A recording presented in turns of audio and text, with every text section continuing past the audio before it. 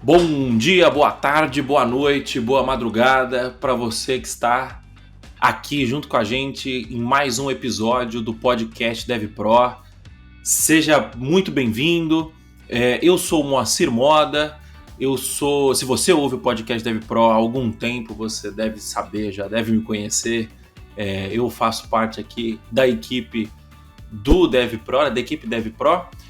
O Renzo, infelizmente, não pôde participar desse episódio, mas, como eu venho falando nos episódios anteriores, né, a gente está fazendo uma migração e para a gente conseguir ter uma agenda que a gente consiga produzir o conteúdo, que é o que importa, a gente vai aparecer aqui cada vez menos, a gente juntos, né, eu e o Renzo, mas o que importa é o convidado, né?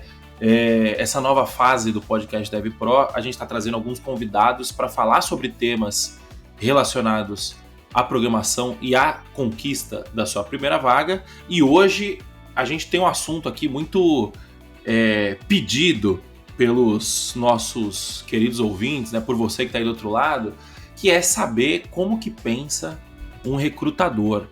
E para saber, para a gente conseguir entender como pensa um recrutador, o que um recrutador espera de você na hora da conquista da sua primeira vaga, eu trouxe aqui o Matheus Santiago, né? Quem é o Matheus Santiago? O Matheus Santiago, ele é consultor, headhunter, advisor, professor e autor. Eu não sabia que ele era autor, eu fiquei descobrindo hoje de manhã quando eu fui montar a pauta. Ele é consultor de gestão para empreendedores digitais. Ele é um headhunter que já entrevistou milhares de pessoas. Eu vi você falando, foi milhares, né? Eu tentei achar o post outro dia. Milhares de pessoas. Ele é professor universitário na PUC-MG. Ele é autor do livro O que Eles Não Te Ensinam na Faculdade, que é best-seller na Amazon. Ele é nosso consultor aqui na DevPro, nosso consultor estratégico.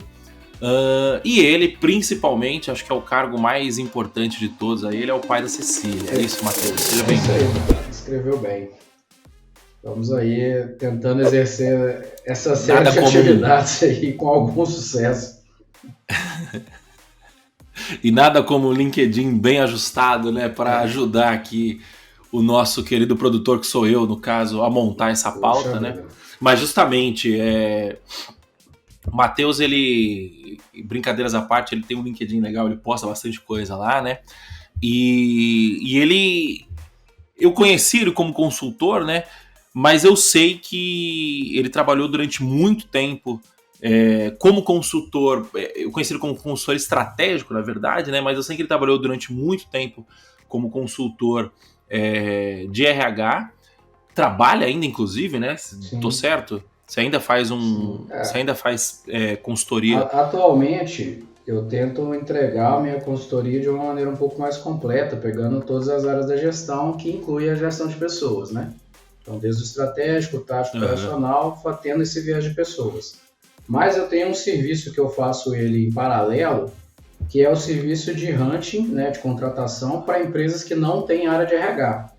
E esse trabalho, ele inclui toda essa parte da análise da vaga. Não é simplesmente o cara falar assim, eu preciso contratar um fulano, eu vou lá, abro a vaga e contrato. Não, como a empresa não tem RH, eu entro com um diagnóstico para entender se aquela posição faz sentido, qual que é o contexto, qual que é o salário que a gente vai oferecer, o que a gente tem da cultura da pessoa da empresa para poder trazer um candidato mais qualificado, porque geralmente esse serviço de hunting ele é cobrado sob garantia, né?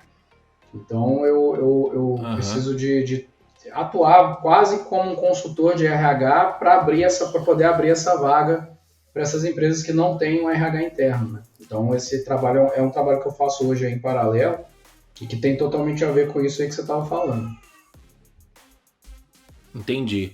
É legal isso, porque você começou a sua base de consultor, né, como consultor, no departamento de recursos humanos, né? Conta um pouco pra gente como que foi sua trajetória. Assim, na verdade, até não. você chegar nessa posição. Na verdade, não. O que aconteceu foi o seguinte, Na verdade, a minha base de consultoria é consultoria de gestão para resultados.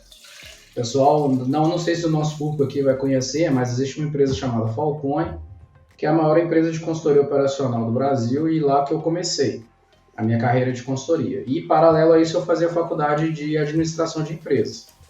A faculdade de administração de empresas que eu estudei na UFMG, ela dava um foco muito grande para gestão de pessoas também. Então, eu meio que já tinha isso. Mas durante muito tempo ali no começo da minha carreira, o foco era sempre resultado. Ali durante 4, 5 anos ali, eu estava totalmente foco em resultado, meta, desempenho, avaliação de desempenho, reunião para plano de ação e tal.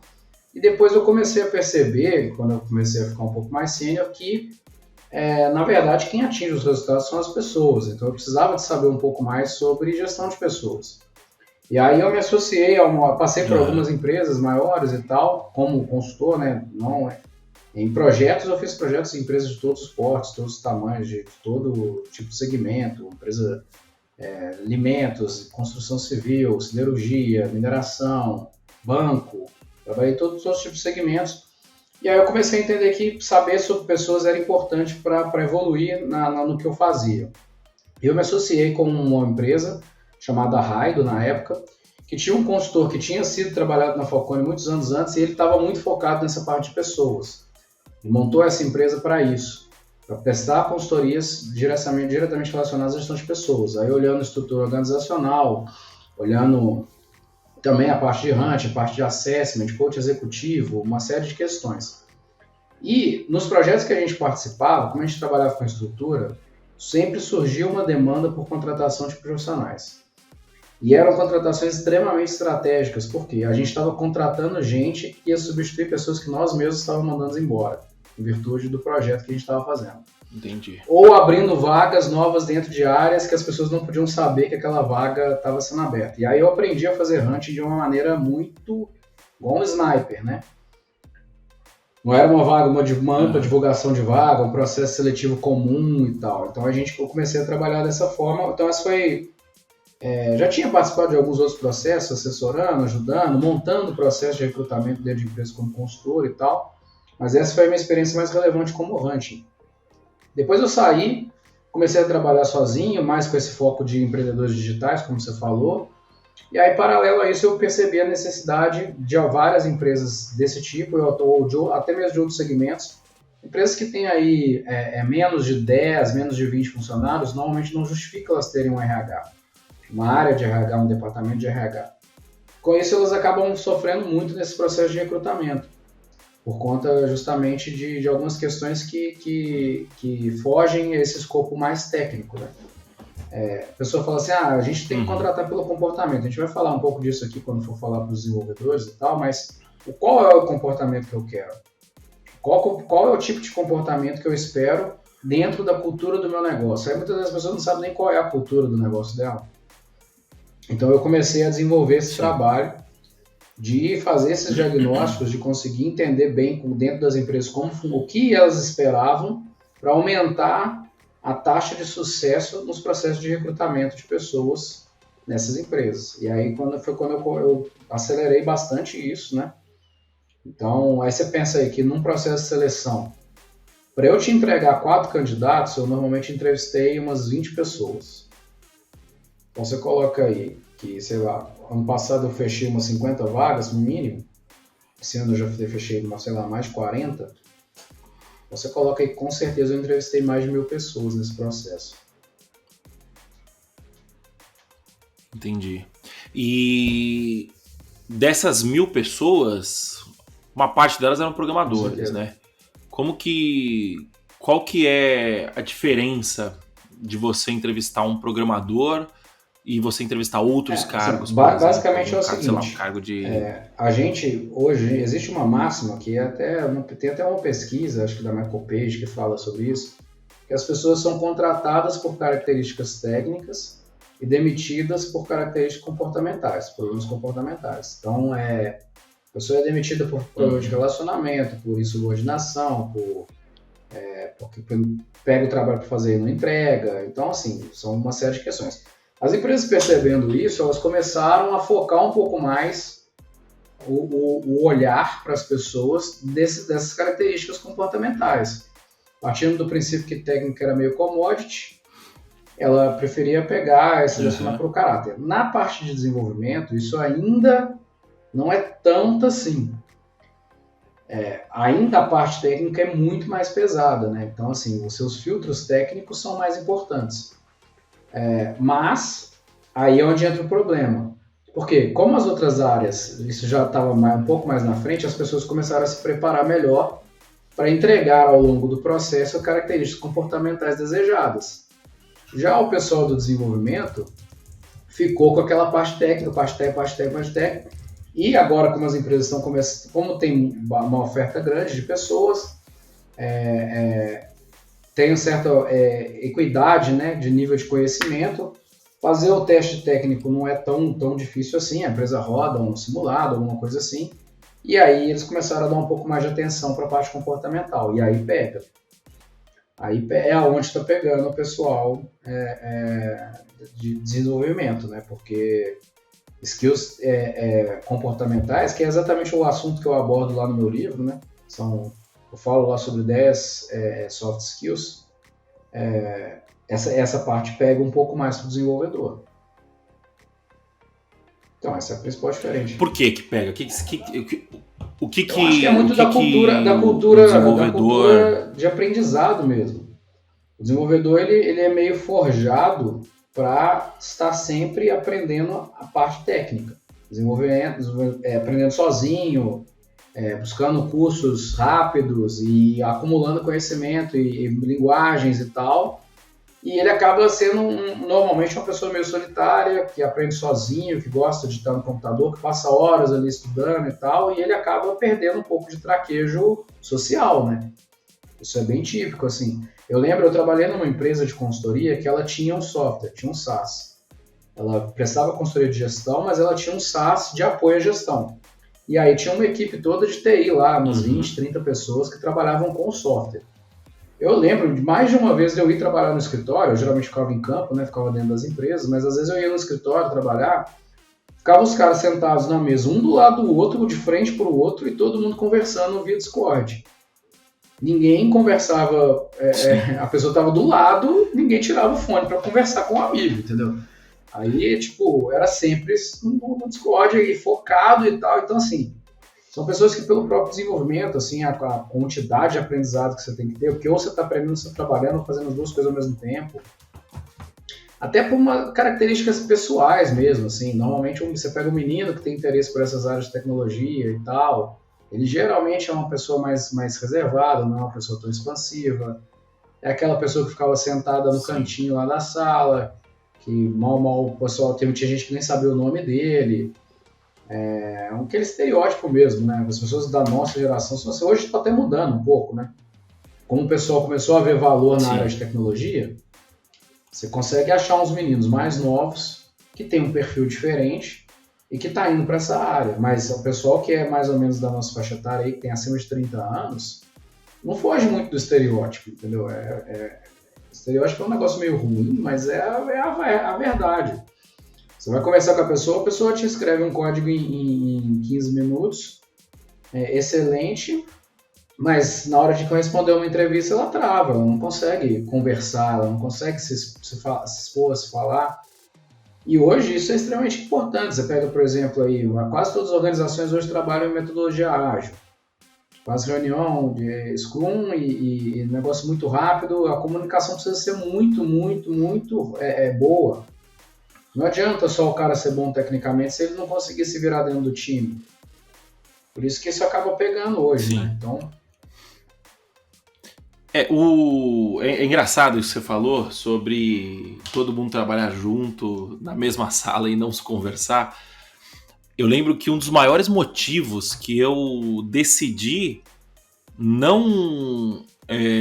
que eu decidi largar o trabalho, CLT e tal, e trabalhar sozinho em casa, foi justamente por isso que eu falo assim, eu atravesso a cidade 1h10, 1h20 de trânsito para ir, 1h10, 1h20 para voltar, para sentar aqui, colocar o meu fone de ouvido e ficar olhando para a tela do computador, tipo, sei lá, das 40 horas de trabalho da semana, 36 era olhando para a tela do computador e as outras era tipo com reuniãozinha, simples, tá?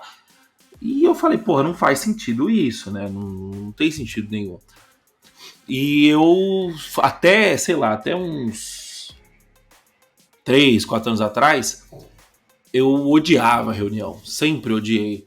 Até que eu comecei a ter que entender que o trabalho técnico não é o trabalho técnico que tem o valor, né? Tipo assim, o trabalho técnico é meio que uma consequência, né? Então você precisa primeiro saber o que você vai fazer para depois você fazer. E você só tem uma forma de saber o que você vai fazer, que é conversando com quem está precisando do seu software, com quem usa o seu software, né? Então eu acredito que por um lado, eu acho que faz sentido, tem muita empresa com muita reunião insuportável e lenta e que não leva a lugar nenhum, mas eu acho que esse é um dos grandes defeitos do estereótipo do programador, né? Que é o cara que fica sozinho, que não conversa com ninguém. E isso dá até margem para você acabar virando o que o mercado chama de brilliant asshole, né? Ou seja, você é um cara brilhante, você é um cara que programa super bem e tal, só que você não sabe trabalhar em equipe. E aí o que acontece é que você tem 24 horas no dia só, e você pode encher a lata de Red Bull, você pode trabalhar 10, sei lá, 12, 15, 18 horas seguidas, mas você não vai conseguir entregar tudo, porque a demanda que as equipes têm, que as tecnologias têm, que as empresas de tecnologia têm, são demandas, acho que quase que infinitas, né? Então, tipo, e um programador ele vai conseguir cuidar de um software, 2, 3, assim, no limite, sabe? E vai cuidar mal feito se for cuidar de 3.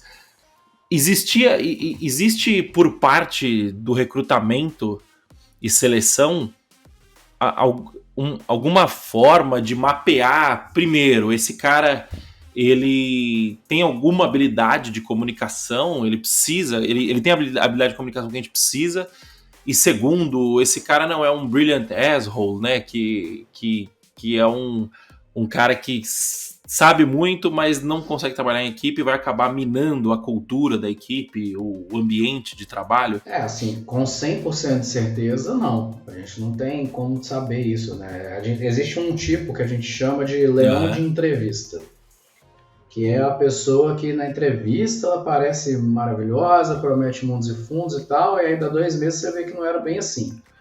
É o cara que normalmente é um bom vendedor, né? E aí ele pode ser de qualquer área.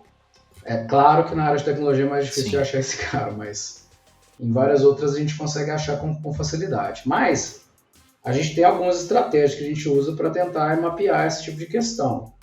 E aí a gente tem que ver qual que é o nosso nível de tolerância a determinada situação. Então, o que a gente faz? Então, acho que praticamente toda vaga de tecnologia, a não ser que seja uma vaga totalmente iniciante, que vai ter um programa de formação, alguma coisa assim, mas até para uma vaga júnior, a pessoa vai ter que fazer um teste. Um teste prático, normalmente na linguagem, né, que é trabalhada dentro da empresa. E aí, ou a empresa vai comprar um teste externo, ou vai botar o pessoal no desenvolvimento interno dela para criar um testezinho básico. E a partir do resultado daquele teste, o próprio programador que ajuda, né, a empresa no recrutamento, ele consegue ver se a pessoa chegou no resultado ideal, se a pessoa chegou via uma estratégia ótima, ou seja, produziu um código ali limpo, elegante e coisa e tal. Então, assim, o próprio teste já... Tá bem, seus bonecos estão bem aí? Morreu. Então, assim, teve um que morreu. Pra quem não tá, desculpa, só interromper, pra quem não tá acompanhando... No vídeo.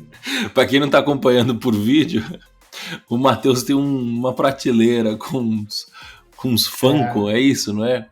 E teve um que morreu. E eu não sei se tá ventando muito lá em Taubaté. Teve um que morreu, coitado. Mas já é o segundo ou terceiro não, que mesmo, caiu hoje. Ele caiu de novo. É a vampira. Ah, é o mesmo? Então é ele que tá manco. É a vampira do X-Men. Deixa eu pegar ela aqui. Ela tá caindo. Olha ela, ela tá caindo.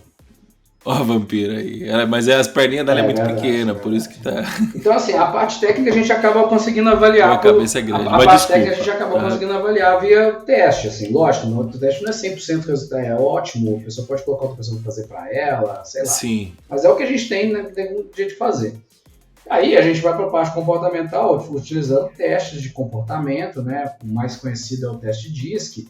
Você pode aplicar testes psicológicos, né? O PI, o Rorschach, vai depender do nível de senioridade da vaga e o que você quer avaliar, né? Se a pessoa tem alto grau de concentração, se a pessoa consegue se expressar, se a pessoa consegue conversar, ou se a pessoa tem algum grau de sociopatia, psicopatia apresentado, que seja sim ou não tolerável pela empresa. E aí uma outra estratégia que está sendo extremamente utilizada hoje é gamificar, né? Então você vai, por exemplo, recrutar pessoas em eventos de startup, por exemplo, aqueles Startup Weekend da vida, onde tem algum nível de hackathons. Hackathon é demais, assim, né? Ou eventos internos da própria empresa, tem ali alguma coisa de formação inicial, a própria empresa oferece, onde ela vai dar uma equalizada na parte técnica do pessoal e vai tentar. Agora, por exemplo, para sênior isso é um pouco mais difícil. Eu já trabalhei em empresa que uma vez a gente estava lá fazendo uma análise de algumas informações, o projeto tinha um escopo inicial, o escopo foi descendo a um nível mais profundo, a gente começou a precisar de mais dados e o pessoal não tinha, mas eles tinham, mas não tinha como acessar aquilo de maneira rápida, precisava de fazer algumas automações. E aí pediram para conversar lá com o cara da TI na época, que não era um análogo a um CTO, não tinha esse nome, mas era como se fosse, o pessoal falou, se você quiser, se você tiver coragem de ir lá falar com ele, você vai, mas eu não recomendo. O cara morde. Aí eu falei, mas e aí? O cara desse aí, o cara era brilhante, na parte técnica, estrutural, o cara era brilhante. Aí como as empresas erram também, né? Porque um cara desse, ele pode até existir dentro do ambiente do negócio, ele não pode nunca ser o chefe, entendeu? Nunca. O cara desse tem que ser um especialista lá, que pode ter um salário altíssimo, ter qualquer coisa, mas ele tem que trabalhar na dele lá, entendeu? Se ele estiver no contexto onde ele precisa interagir com outras pessoas, esse perfil não dá, entendeu? Não tem como. E aí, quando a gente está nesse nível sênior, raramente um processo de nível sênior é um processo rápido, né? O que, inclusive, está tendo um problema agora, porque como tem uma demanda muito forte, salários muito altos nessa área de tecnologia, hoje o pessoal estava compartilhando uma vaga lá com salário acima de 40 mil CLT para um sênior. Eu vi. E um bônus de 15 mil para quem indicasse, né? Tô caçando essa indicação para fazer, mas... Então, assim, você pensa, um processo para contratar um cara desse, ou vai ser uma indicação muito bem indicada, assim, tipo, eu tô te entregando o meu CTO, que eu abro mão dele para você, porque ele vai ser mais feliz aí. Ou vai ser um processo muito longo. Um processo que vai ter aí 6, 7 etapas, justamente para poder tentar pegar essas características comportamentais que vão indicar se essa pessoa é boa ou não é boa para o negócio, além da parte técnica. E aí aqui é onde acontece um outro problema. Então tem dois problemas. O primeiro problema é, por conta da escassez de recurso, um cara muito sênior, dependendo da linguagem que for, você tem dificuldade para achar, então você acaba aceitando pegar o cara que aparecer, e aí você não faz o processo na velocidade ideal, né? E o segundo problema que pode acontecer nesse caso é a pessoa simplesmente falar assim, cara, então tá bom, tipo, se não quer, eu não vou participar desse tanto de etapa. Faz sentido para mim. Sim. E aí você fica numa encruzilhada. E aí, um outro problema que pode ter também, então são 3 na verdade, o outro eu tinha escrito, que é a empresa não tem clareza da cultura dela. Se eu não sei qual é a cultura que eu estou desenvolvendo, como é que eu vou cobrar isso do cara no processo de seleção? O que exatamente que eu espero que ele faça? Por exemplo, adianta eu ficar buscando uma pessoa que tenha forte iniciativa se internamente eu não valorizo as pessoas que têm forte iniciativa, que desenvolvem projetos e que criam novos projetos? Adianta eu buscar uma pessoa que tem foco em resultados se eu não premio pelo mérito aquelas pessoas que têm mais resultados? Adianta eu pregar autorresponsabilidade, sendo que o chefe da pessoa vai ficar microgerenciando ela? Então, Sim. é um problema assim, que a gente tem. Para vaga júnior é um pouco mais fácil, né? Porque você vai pegar pela característica geral do perfil da pessoa, vai ver ali se a pessoa tem um perfil analítico, se a pessoa tem alguma capacidade de comunicação, faz um testezinho gamificado, hackathon, não sei o que, blá, blá, e vambora. Agora, para vaga sênior é mais complicado. Fala um pouco mais pra gente sobre essas estratégias mais pra júnior, né? O cara tá procurando um cara analítico. Assim, para começar, primeiro lugar do júnior, primeira coisa que eu posso falar assim, cara, escuta isso aqui e aprende. Virou uma moda, principalmente lá no LinkedIn e em outras páginas de Twitter e tal, o pessoal falando, o cara quer contratar um júnior e tá exigindo não sei quantas de experiência, coisa e tal, blá, blá, blá. Cara, primeiro, júnior é diferente de estagiário, né? Então, assim, sim. O júnior tem que ter experiência, sim, tá? Qual a experiência? Pô, vai, arruma um estágio, entra na empresa júnior, aí se você estiver fazendo faculdade. Não precisa ser necessariamente uma experiência remunerada. Não pode ser remunerada e não necessariamente em empresa grande, não sei o que e tal, mas, pô, tem algumas que vai vender serviço para alguém, entendeu? Chega para um freela, né? Pô, chega para uma pessoa e constrói um BIzinho para alguém, entendeu? Oferece uma automação para uma pessoa que tem uma empresa que você conhece aí, alguma coisa simples, sabe? Uma mudança, aí vai depender se se tem mais facilidade com front ou com back. Entra num projeto de como chama lá, de open source e se emburaca lá e tenta pegar uma parte lá para você, entendeu? Então isso tudo conta. Experiências voluntárias, vai ajudar uma ONG fazendo o seu trabalho, um estágio não remunerado, um estágio em empresa pequena, um estágio na empresa do seu tio, qualquer coisa conta. Então, assim, o júnior ele precisa ter alguma experiência. Alguma. Além disso, o que ele precisa, que é mais importante ele saber é ele tentar identificar qual é a cultura que aquela empresa está pregando e se aquela cultura tem a ver com o que são os valores dele. Então, assim, se você é a pessoa mais introvertida do mundo, você é uma pessoa totalmente fechada, adianta você ir trabalhar numa empresa que é totalmente expansiva, que o pessoal está lá no LinkedIn conversando o dia inteiro, que faz um monte de evento, que tem um monte de coisa e tal, você vai ter dificuldade de se encaixar lá. Então, assim, busque conhecer sobre a cultura do negócio por meio da página, por meio de matérias na imprensa, por meio de LinkedIn, por meio das pessoas que trabalham na empresa e o que elas estão publicando no LinkedIn. Veja se você se porque assim também, né? Nessa área de desenvolvimento, não tem, hoje, pelo menos, não tem muito por que você entrar numa empresa só para falar que entrou. Tem uma oferta grande de vagas. Sim. Então busca a empresa que tem um pouco mais a ver com os seus valores, com as suas características. E aí, assim, tem uma coisa que o pessoal sempre pergunta, tem como roubar no teste comportamental? Tem, mas é fortemente não indicado. Por quê? Porque você pode roubar no teste, aí vai modular um personagem que você não é. Quando você entrar na empresa, o pessoal vai ver que errou em algum momento. E se você for CLT, antes do final do período de experiência, eles estão te mandando embora. Então não vale muito a pena.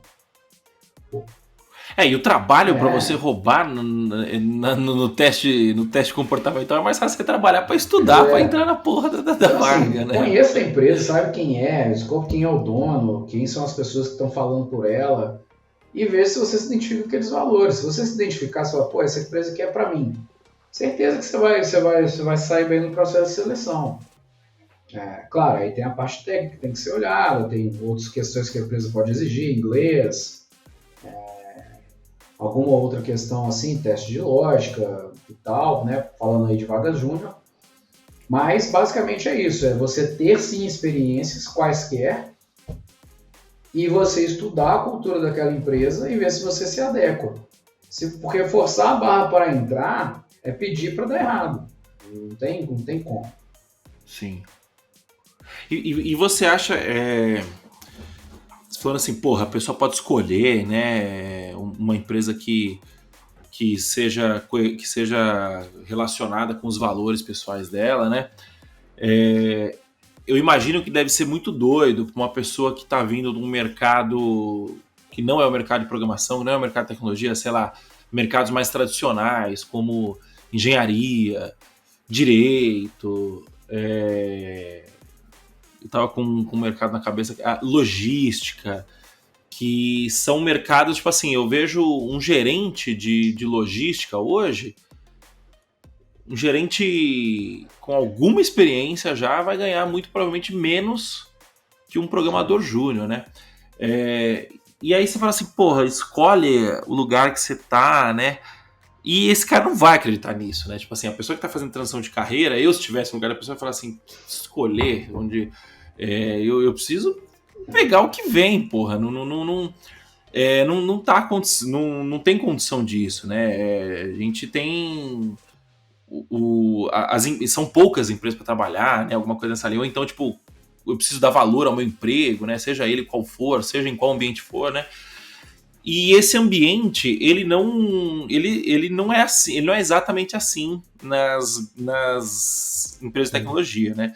Mas eu te pergunto, isso vale para todo mundo, para todas as vagas, para todos os cargos, ou isso existe um perfil específico das pessoas que conseguem ter esse privilégio, digamos assim, de poder escolher uma empresa que seja compatível com seus valores pessoais? Quando a gente está falando de empregos fora da área de tecnologia, na maior parte das vezes a pessoa, para começar, ela tem uma restrição local. Porque geralmente são trabalhos presenciais. Sim. E a pessoa fica restrita. Por mais que ela fale assim, não, eu tenho disponibilidade para mudar e tal, mas mesmo assim, não é? A própria empresa sabe que isso tem um custo logístico, que isso vai envolver família e tal, então a própria empresa evita de recrutar pessoas que não estão lá. E aí, por exemplo, você vai as empresas que tem... A pessoa trabalha na mineração, o cara tem que ir lá para o Pará, não tem porque tem que ir para onde tem a mina, não adianta. Sim. Então o cara tem uma restrição de local. E aí ele começa a ter algumas restrições que são difíceis de mudar, porque, por exemplo, se você é um programador que domina uma linguagem, para você passar para aprender uma linguagem a mais, é viável. Uma pessoa que trabalha, por exemplo, na área de logística e conhece um determinado sistema, para ela aprender outro é bem complicado. E é difícil para ela ter uma oportunidade, mesmo que sendo na mesma macro área, para ela mudar em termos micro é mais difícil. Por exemplo, a pessoa tem uma experiência grande em cadeia logística de varejo. Para ela passar para a cadeia logística de um outro segmento, sei lá, da construção civil, trabalhar com um almoxarifado de construção civil, não é trivial. Não é tão simples quanto... É bem mais complicado do que é dentro da área de tecnologia. E aí você coloca aí que tem questão de emprego remoto, que é uma parte muito grande dos empregos de tecnologia remotos. Já aumenta muito a gama de opções de empresas que você poderia escolher. Perfis de empresas na área de tecnologia. Geralmente, as empresas de segmentos tradicionais, em um determinado segmento, as empresas são muito parecidas. Na área de tecnologia, tem empresas de tudo quanto é coisa. Tem startup grande, tem empresas grandes, consultorias grandes, tem um monte de opções diferentes e todas demandando tecnologia. E até empresas do ambiente tradicional demandam profissionais de tecnologia. Bancos demandam, grandes escritórios de advocacia demandam. Então, assim, a gama de opções de tipos de empresa que você pode escolher é muito maior. E aí você fala, qual que é o tipo de profissional que pode ter capacidade para escolher com a empresa? Geralmente é o profissional que tem uma disposição grande para aprendizagem, que não se importa, a gente falando do júnior, né? Que não se importa de viver algum período de experiência, eventualmente com uma remuneração mais baixa do que essas remunerações altas que a gente vê no setor de tecnologia, para justamente esse aprendizado prático, né? E pessoas que são boas de relacionamento, né? Não tem como. Então, assim, o profissional de tecnologia que é aquele perfil muito fechadão e coisa e tal, ele acaba sendo análogo a um profissional de qualquer outra área. Ele vai ter que ir para uma empresa onde aceitem ele, né? Ele não pode escolher. Sim, esse cara, ele vai ser uma exceção a essa regra, né? De não poder escolher, de poder escolher muito pouco, se ele for muito bom tecnicamente. Mas aí ele cai no problema do seguinte, né? Existe no mercado de programação lugar para o brilliant asshole. Por quê? Porque, cara, às vezes tá com um projeto engargalado lá que você precisa resolver e ninguém tá conseguindo resolver, e aí você traz alguém de fora que vai, entra, faz o que você vai fazer e tal, e o cara consegue resolver isso sozinho. Esse cara existe. Mas só nessa situação também ele vai conseguir, né? Por isso que eu acredito que a comunicação ela é muito importante. Inclusive, um dos pilares da comunidade DevPro, né, é justamente a interação, a comunicação, o networking, né? O relacionamento como um todo, né? Então, a gente tem o Renzo lá fazendo o Renzo e a equipe do Renzo fazendo projetos em conjunto ao vivo, né? Então, tipo assim, é o nosso time lá programando e a galera programando junto no chat, né? Por que isso é importante? Porque uma das formas mais... acho que a única forma que a gente tem de produzir software de forma sustentável é colaborando, né? Então, o que significa colaborar? Significa que você vai escrever um código e esse código vai ser revisado por outro colega seu. Você vai precisar, o seu colega vai precisar escrever um código um pouco mais trabalhoso, vocês vão escrever esse código juntos, né? Isso se chama pair programming. Então, um cara no piloto, outra pessoa instruindo, né? Se você pega os grandes projetos open source, eles são programados à distância, né? Então tá todo mundo conseguindo se organizar ali dentro do GitHub, o cara levanta qual que é o problema que ele tá, rola uma discussão ali numa espécie de fórum, tem dentro do GitHub, né? Então eu acho que essa capacidade de comunicação, ela é super importante. Mas aí eu fico com uma dúvida que é o seguinte: essa comunicação, ela é algo treinável, né? Mas eu acho que principalmente ela é algo praticável, né? Então, quanto mais o profissional for um profissional mais experiente, muito provavelmente ele vai ter uma bagagem maior relacionada a todas as áreas, né? Inclusive a comunicação. Quando a gente está falando de trabalho remoto, a gente está falando de que você precisa levar a comunicação em consideração vezes 3, vezes 5, vezes 10, porque você está longe da pessoa, né? Tem um amigo meu que ele diz que a banda da comunicação remota, ela é 1000 vezes, infinitamente menor do que a banda da comunicação real, né? Na comunicação real você sente a respiração da pessoa, você sente o tom de voz, você vê a pessoa gesticulando com a mão e tal. No online você tem isso, mas numa experiência absurdamente reduzida, né? E aí eu fiz toda essa volta para te fazer uma pergunta que é o seguinte: o cara que é júnior, que não tem essa experiência ainda com comunicação de uma forma geral, com comunicação remota, esse cara tem espaço para conseguir uma vaga remota hoje em dia? Cara, tem, porque assim, a gente estava falando que a pessoa tem como escolher onde ela vai trabalhar e coisa e tal, mas obviamente ela tem como escolher se ela for uma pessoa boa de serviço, né? Tanto tecnicamente quanto nessas questões. Então, assim, cara, se você, assim, o aprendizado de soft skills, ele vem muito por trabalhos, por questões secundárias ou até terciárias.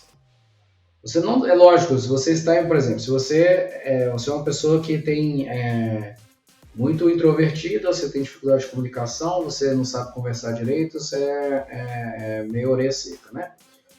Então, assim, lógico, se alguém te dá uma oportunidade para você entrar num ambiente de trabalho e tá ali aprendendo, fazendo, você vai evoluir, com certeza. Só que provavelmente você precisa ter essa oportunidade.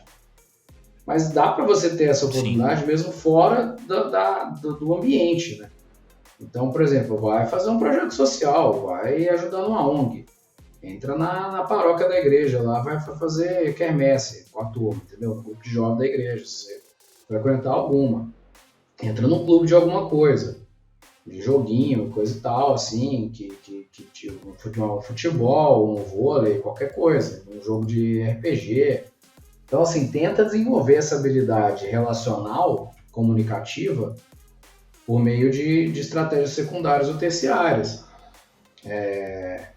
Um negócio que eu lembro que quando eu estava na faculdade, como eu fiz faculdade um pouco mais velho, eu sempre falava, o pessoal, eu já trabalhava e tal, e o pessoal tinha que apresentar trabalho, e ninguém queria apresentar. Eu falei, gente, eu apresento o trabalho o dia inteiro, eu apresento o resultado o dia inteiro no meu trabalho. Para mim isso aqui é trivial. Vocês que têm essa oportunidade de estar aqui apresentando agora, num ambiente totalmente seguro, Sim. vocês vão deixar para eu apresentar, vocês estão perdendo uma oportunidade. As pessoas perdem esse tipo de oportunidade o tempo inteiro, né? Então você fala, pô, como é que um profissional júnior pode fazer? Bom, vou fazer um curso de teatro. Se você está tão travado assim, vai fazer um curso de teatro. Entendeu? Vai escrever num blog, vai tentar melhorar sua comunicação de alguma forma, de maneira que quando você tiver a oportunidade, primeiro você consiga passar pelo processo de seleção, porque você já evoluiu, e segundo, que você não sinta tanto. Por exemplo, você entrou num projeto grande que tem 20 pessoas, cada um num lugar. Projeto totalmente remoto, pessoas inclusive de fora do Brasil. E aí ali as pessoas estão com um foco extremamente grande nos entregáveis. Então, assim, se você não conseguir se articular, primeiro, para entender o que está sendo pedido, ou seja, fazer as perguntas certas e deixar muito claro qual é o escopo do trabalho. E segundo, para demonstrar o resultado das suas entregas, não adianta, você pode ser o melhor técnico do mundo. Não vai rolar. Não vai rolar. A grande chance é, inclusive, de alguém levar os louros pela sua entrega, né? Porque se você não sabe se comunicar, alguém na equipe muito provavelmente vai saber. E aí, né? fica aquele negócio, aquele trabalho que você fez tudo e alguém levou 100% dos méritos. A pessoa que ajudou lá em 10% do trabalho levou 100% do mérito porque você não conseguiu se posicionar. Então, assim, tem que estar atento a isso. E tem que trabalhar isso. Mas eu não tenho oportunidade. Vai trabalhar isso por fora. Assim, tem que ter interesse também, Sim. né? Tem que ter interesse, tem que ter disponibilidade. Agora a gente fala, a pessoa pode escolher onde vai trabalhar, fica parecendo que é fácil. Ninguém aqui está falando que é fácil. Está falando que é possível. Exato. A gente está falando que é possível, exatamente. É possível e é muito mais possível do que outras situações, né? Outras áreas de trabalho e coisa e tal. Mas não é fácil. Tem que ter interesse, tem que ter disponibilidade, tem que estar... Tem que querer fazer, não adianta. Eu acho que a grande sacada, né, que a gente tem no mercado de tecnologia é que o mercado de tecnologia ele é um mercado como qualquer outro. Ele é um mercado igual ao mercado de engenharia civil, ele é um mercado igual ao mercado de logística, ele é um mercado igual ao mercado de comida, sei lá, estou chutando aqui alguns mercados, algumas profissões. A diferença é que a gente está vivendo, o mercado de tecnologia é um mercado em crescimento. E ele cresceu, ele já vinha crescendo numa toada muito forte. A gente sempre fala, né, eu e o Renzo, que a gente nunca ficou desempregado, um dia desempregado na vida. Quando eu, por escolha, por livre escolha, resolvi sair e me tornar um desempregado, que eu saí do trabalho que eu estava, acho que em 2012 isso, para tentar a vida sem ter alguma coisa ali na frente que eu não gostava de onde eu estava trabalhando, foi caindo trabalho assim no meu colo, sabe? Tipo, eu acho que eu já contei isso aqui algumas vezes, ou foi aqui, ou foi num encontro que a gente fez dentro da comunidade, que caiu um emprego no meu colo, assim, literalmente caiu, literalmente não, né? Mas, tipo, literalmente apareceu do nada, eu não estava esperando, pingou uma mensagem no meu Messenger, falando, nunca tinha visto o cara na vida, você trabalha com isso? Eu falei, trabalho. E, beleza, vem aqui pra mim, por favor. E aí, fui lá na empresa, eu não tinha empresa aberta ainda, eu era tipo, completamente amador. E o cara cheguei lá, falei, não, a gente tem que fazer isso, sentei ali, resolvi, sentei numa tarde, resolvi que precisava resolver, o cara, gostei. Agora a gente precisa fazer isso, tá bom. Aí eu sentei lá, continuei fazendo, quanto você vai cobrar? E aí o cara que tinha me chamado, a minha sorte é que o cara que tinha me chamado, ele era muito gente fina. E aí ele virou e falou assim, cara, eu preciso te mandar as horas, né, pro departamento pra gente pagar e tal. Quanto que você cobra na hora? Aí eu falei, cara, não sei quanto que você cobra, só pra eu ter uma noção, né? Eu ia pedir, tipo, sei lá, R$30, sabe? Alguma coisa assim, 20, R$30. Cara, não, aqui a gente cobra, acho que era R$70, R$60, uma coisa assim. Aí na hora, tipo, até deu um negócio que eu falei, nossa, tipo, engasguei. Eu falei, não é possível, né? E aí, cara, beleza, cobrei a hora que ele comentou comigo. Os caras pagaram sem falar nada. Passou 2 meses, eles resolveram me efetivar. Na verdade, resolveram me efetivar não, né? Eu dei uma...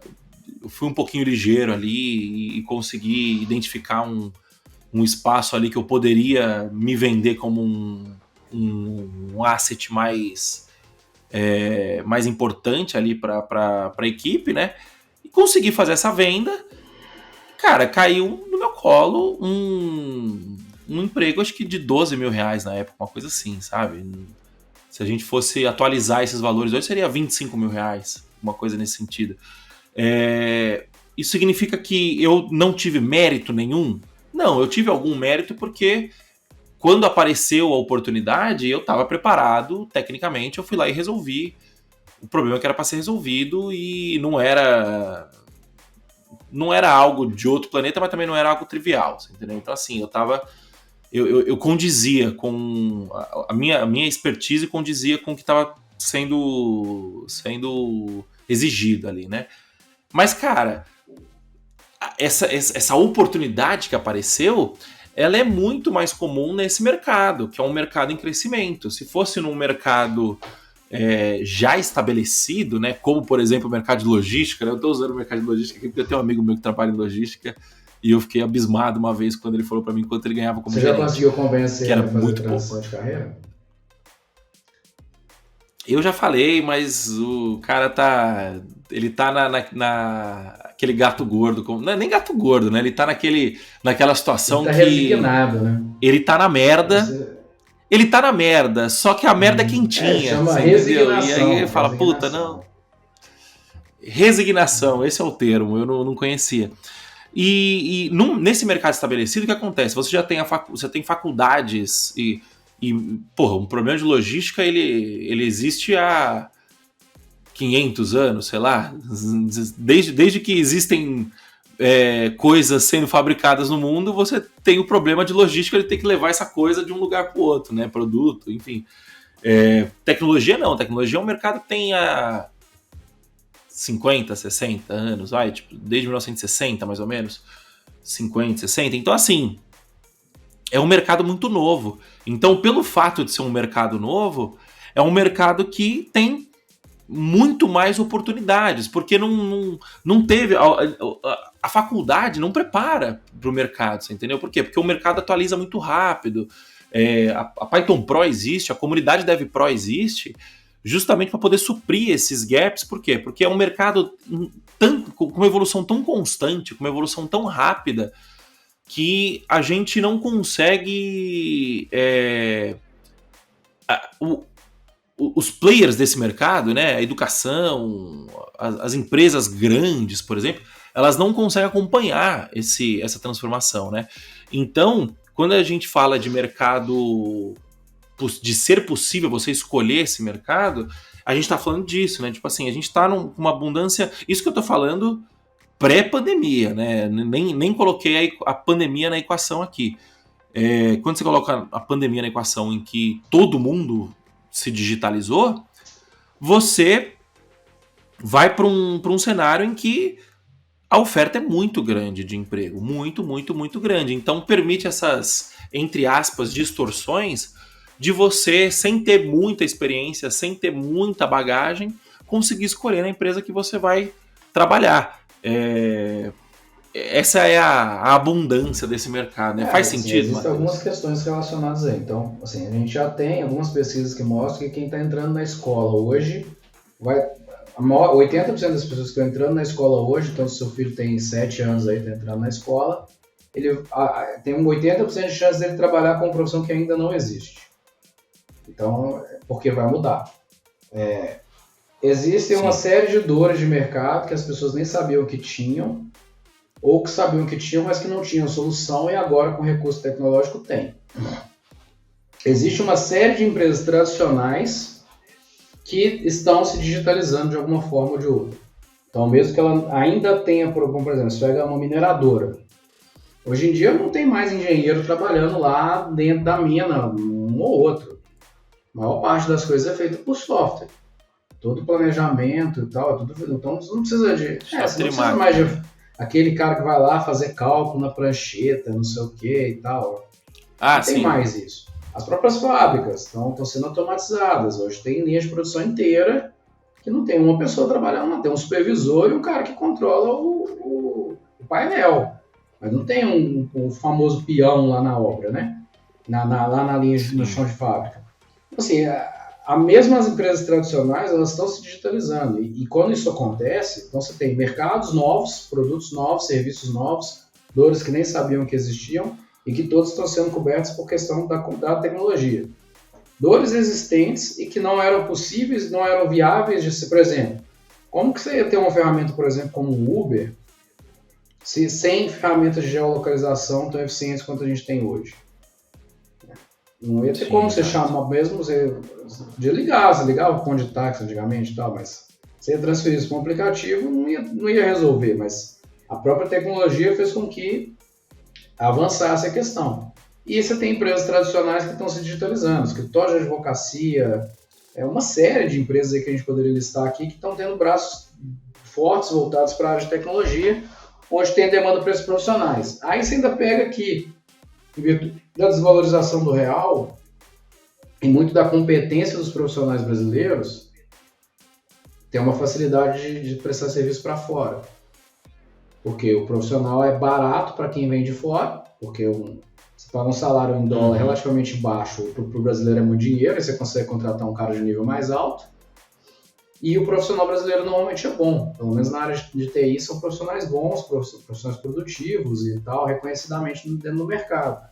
Justamente até por conta dessa capacidade de se virar, de achar solução onde não tinha. Sim, criativos. O brasileiro é visto muito como criativo lá fora. E aí, ou seja, então eu tenho 3 mercados que estão expandindo internamente e mais todos em todos os outros países, porque contratar mão de obra no Brasil é relativamente barato. Então, assim, as oportunidades são infinitas. A gente tem um ciclo de crescimento aí que vai durar pelo menos uns 20 anos, no mínimo, para mais. Numa projeção de mercado onde tudo vai estar digitalizado para frente, então, assim, as coisas estão morrendo, né? Não tem mais coisas impressas. Exato, tipo assim, esse copo aqui vai ter chip daqui 10 anos, sabe? Tipo, medindo. Casas totalmente integradas, inteligentes. E tal, assim, querer um mundo que aqui no Brasil talvez ele ainda seja um pouco meio distante, né, pela pobreza de parte da população, mas para o profissional que pode trabalhar de maneira remota, isso é um negócio totalmente viável, assim. Exato. Então, assim, são oportunidades infinitas, ou que tendem ao infinito, né, pelo menos, mas para o profissional que ele tem que continuar se qualificando constantemente, porque as coisas mudam muito rápido. Então pensa que loucura que é você passar 5 anos numa faculdade para uma...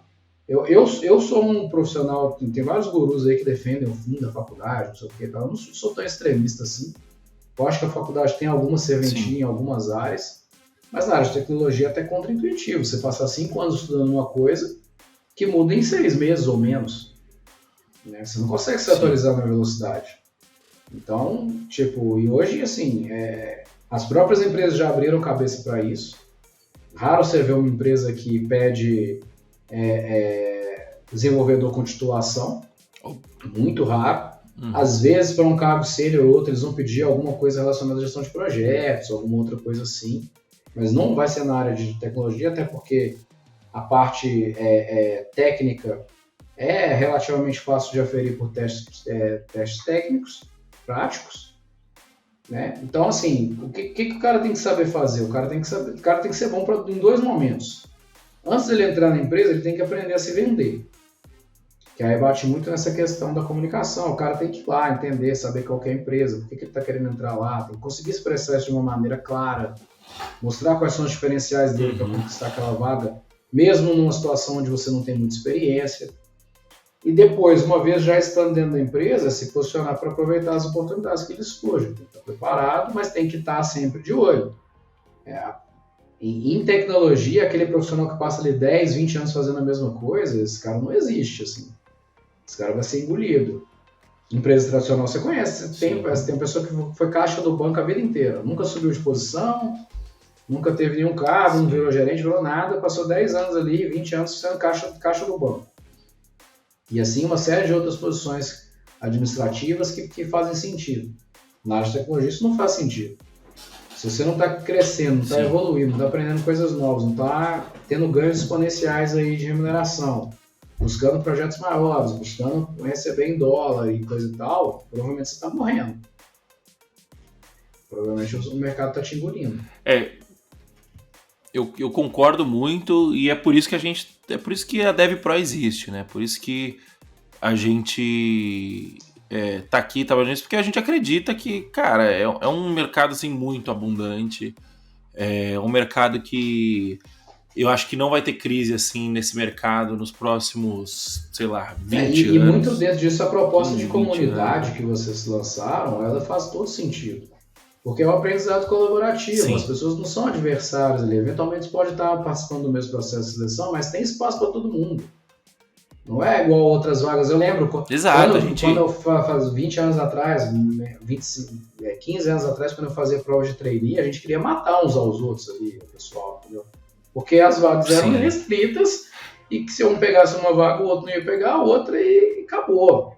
Aqui não, aqui todo mundo se ajuda, tem esse objetivo de aprender, de continuar evoluindo, porque sabe que tem espaço para todo mundo. Quando a gente estava conversando, né, sobre como fazer a comunidade, né, tal, foi justamente isso, porque, por exemplo, a gente entrevistou o Marcelo Andrioli, um dos membros da comunidade DevPro. Ele conseguiu o último não, né? Acho que todas as oportunidades que ele conseguiu na carreira dele foi através das comunidades que ele participa. Você entendeu? Por quê? Porque, cara, não chegou nessa fase ainda da competição, sabe? E eu acho que vai demorar muito para chegar, muito, porque o mercado ele é muito incipiente ainda, tipo, sei lá, você tem metaverso, por exemplo.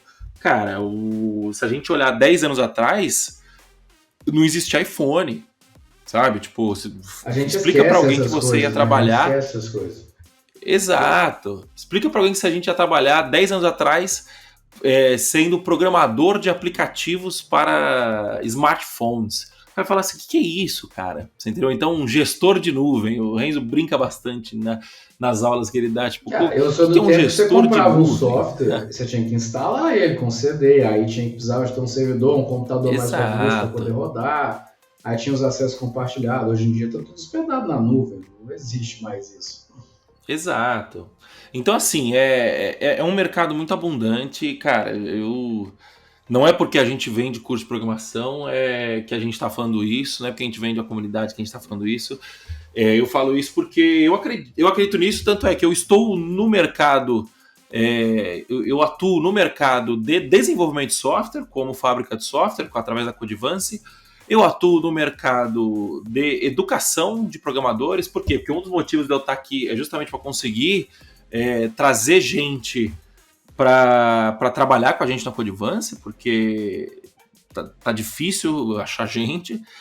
Então, assim, eu participo desse mercado e eu recomendo você que está do outro lado aí também participar. Matheus, para a gente encerrar, cara, qual dica final que você dá aí para quem está começando agora, para quem está querendo conquistar a primeira vaga e ainda não começou a testar o mercado? Cara, bom, além de fazer aí entrar na comunidade DevPro, de fazer os cursos e tal, estudar, aprender, buscar experiências correlatas, voluntárias, estágio barato, empresa do tio e coisa e tal, ter um portfóliozinho ali de 1-2 anos de experiências ajuda bastante a conquistar a primeira vaga júnior, e habilidades relacionadas à venda, né? Ao você se vender, você se portar como vendedor de si mesmo. Porque no processo de seleção nada mais é do que a empresa te comprando.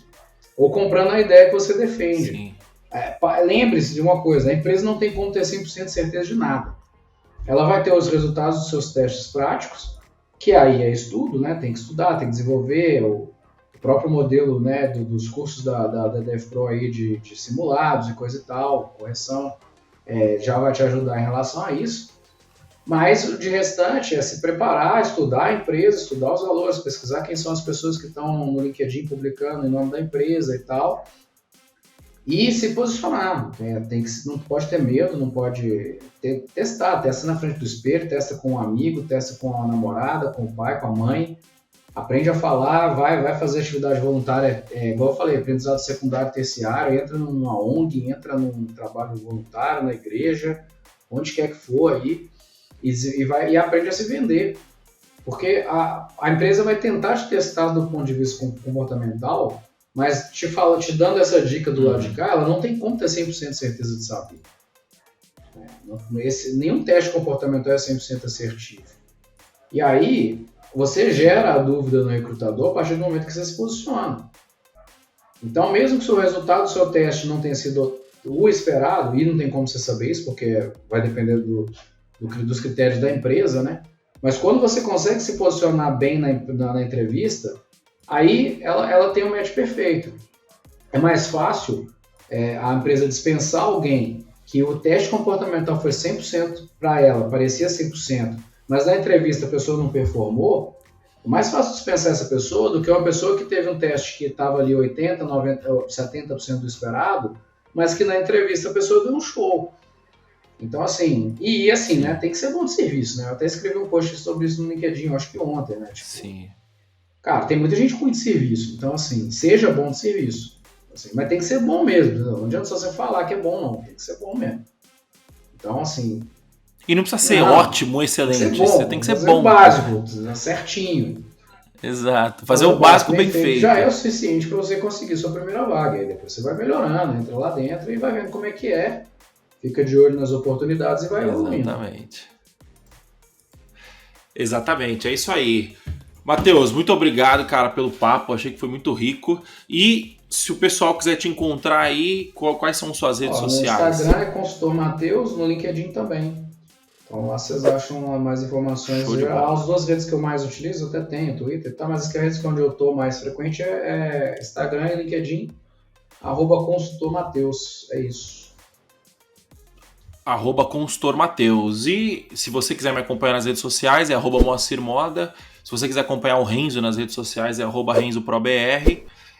E os recadinhos também, né? Se você estiver nos acompanhando através do Spotify, por favor, liga o sininho para receber as notificações, segue a gente aí, né? Deixa um review 5 estrelas, só se for 5 estrelas, se for menos 5 estrelas, não precisa deixar esse review. Se você estiver nos acompanhando no YouTube, se inscreve no canal e também liga o sininho para receber as notificações. A gente tem episódios novos toda semana. E se você quiser saber de todo o resto que acontece aqui, né, todas as outras dezenas de iniciativas que a gente tem aqui na DevPro, entra no nosso canal do Telegram para saber mais novidades, né? Então, para você acessar o canal do Telegram é bit.ly/canal DevPro, bit.ly/canal DevPro, tudo junto. Tá bom, pessoal? Muito obrigado você que está aí do outro lado por mais um episódio, pela sua audiência em mais esse episódio. Te vejo na semana que vem ou no próximo episódio. E é isso. Valeu, falou, tchau, tchau.